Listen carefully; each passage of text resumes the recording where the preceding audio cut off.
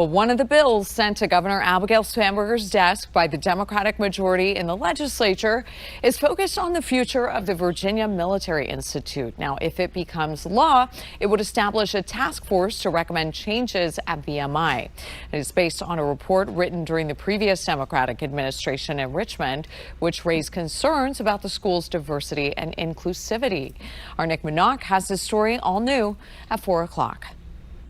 We have worked closely with stakeholders. This year, Virginia Democrats passed a bill targeting command and control at the Virginia Military Institute.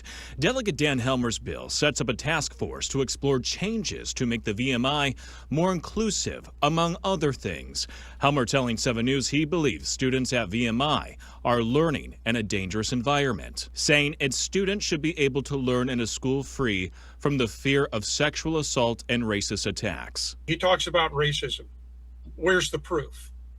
The 2021 study concluded there was no racism and there was no need to change the honor code. Bob Morris, a graduate of VMI, says military colleges like VMI must focus on one thing: excellence, not misguided quotas or initiatives, which are not 100% merit-based. Having been in the military for 31 years and retired as a colonel, with most of my time in special operations, you just let anybody in and you lower the standards and people die. Not only soldiers, sailors, airmen, and Marines, but civilians. And that's a serious problem. Morris says the Cadet Foundation is calling on the board to include people on the task force who share that perspective, as are the Alumni Free Speech Alliance and a group of retired military officers calling themselves STARS. This is not the only legislation aimed at VMI this session. Previous proposals were made to defund the school and hand administrative control over to the board of Virginia State University. Neither of those proposals made it all the way through the legislative process after concerns were raised by alumni and Pentagon officials. Nick Minock, 7 News. As Virginia Congressman Rob Whitman and other Republicans in the House are blasting Virginia state lawmakers for passing a bill they believe unfairly targets the Virginia Military Institute. And plenty of people have been speaking out on this one. Our Nick Minock has some new reaction tonight from the military college's alumni. The Virginia Military Institute is America's first state-supported military college and is the oldest public senior military college in the nation. What VMI was founded on, and if you go back to the founding documents for it, it was based on meritocracy.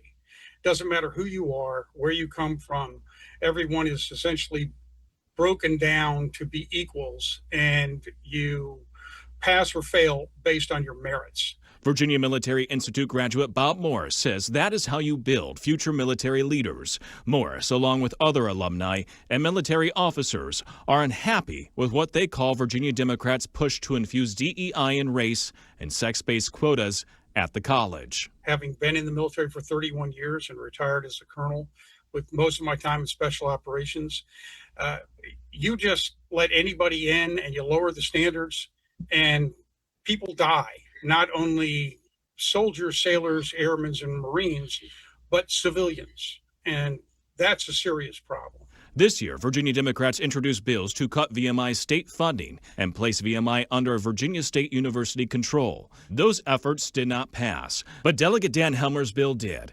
If it becomes law, it will establish a task force to recommend changes at the VMI, which will include policies regarding diversity and inclusiveness. Here's some of what Helmer told 7 News in a statement today, explaining he wants to bring the college into the 21st century. Helmer said, quote, VMI has forged some of our country's greatest military leaders, but Virginians across the Commonwealth agree that its students should be able to learn in a school free from the fear of sexual assault, racist attacks, and tributes to traitors and the lost cause. I'm glad to have led this effort to bring badly needed reform to VMI. If Governor Abigail Spanberger signs Helmer's bill, that task force will be required to provide a report to the governor and the General Assembly no later than the first day of the 2027 session. Colonel Morris and other active alumni want to make sure their views about the importance of meritocracy at the school are represented on that task force. We'll keep an eye on this and bring you new information as we get it. Nick Minock, 7 News.